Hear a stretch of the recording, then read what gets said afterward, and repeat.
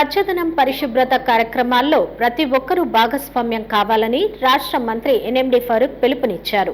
నంద్యాల పట్టణంలో నిర్వహించిన స్వచ్ఛహిత సేవా కార్యక్రమంలో పాల్గొన్నారు. నంద్యాల జిల్లాను స్వచ్ఛ నంద్యాల జిల్లాగా తీర్చిదిద్దేందుకు ప్రతి ఒక్కరూ కృషి చేయాలని రాష్ట్ర న్యాయశాఖ మంత్రి పిలుపునిచ్చారు. నంద్యాల భీమవరం రహదారిలోని మున్సిపల్ డంప్యార్డు వద్ద స్వచ్ఛ ఆంధ్ర కార్యక్రమం శనివారం నిర్వహించారు.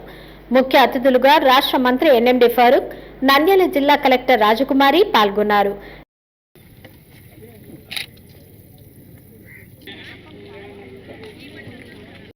అలాగే గ్రీన్ స్టాఫ్ ఈ ప్లాస్టిక్ కవర్లన్నింటి కూడా మళ్ళీ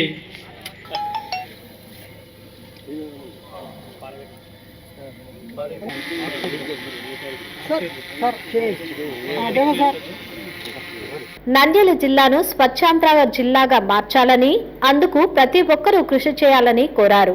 ప్రభుత్వ అధికారులు తమ శాఖల పరిధిలోని ప్రభుత్వ కార్యాలయాలను పరిశుభ్రంగా ఉంచుకోవాలని కోరారు. జిల్లా వ్యాప్తంగా ప్రజా ప్రతినిధులు, స్వచ్ఛంద సంస్థలు పాల్గొని జయప్రదం చేయాలని కోరారు. మొక్కల పెంపకంపై ప్రతి ఒక్కరికి అవగాహన కల్పించాల్సిన బాధ్యత ఉందని తెలిపారు.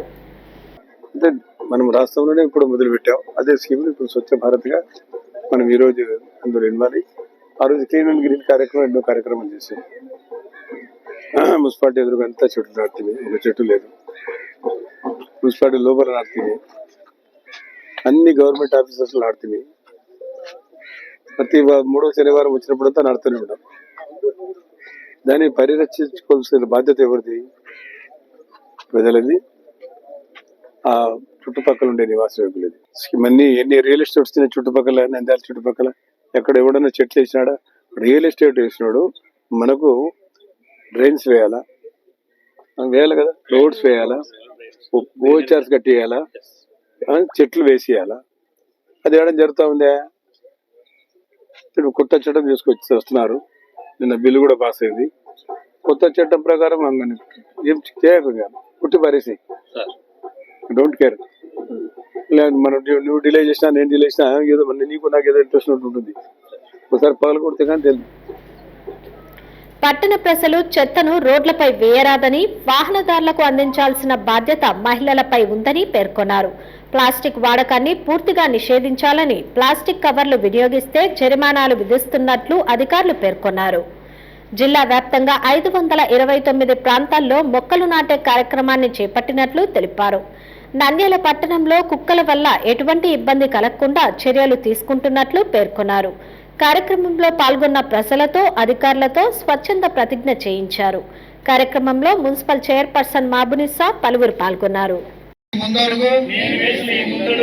ఆంధ్రప్రదేశ్ రాష్ట్రాన్ని శుభ్రపరచడంలో సహాయం చేస్తుందని నమ్ముతూ మనం 529 లొకేషన్స్ లో మన జిల్లాలో ప్లాంటేషన్ ప్రోగ్రామ్ చేస్తూ ఉన్నాము.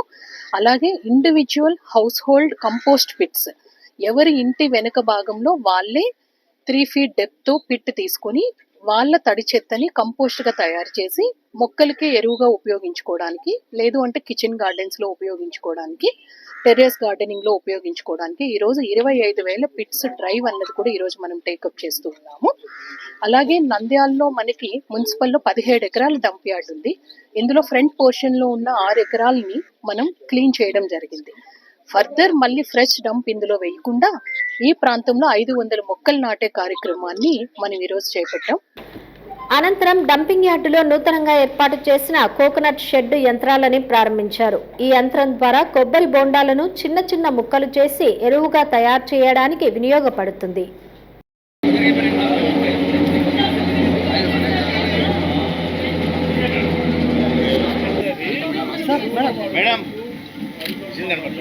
అన్నగారు చెప్పండి.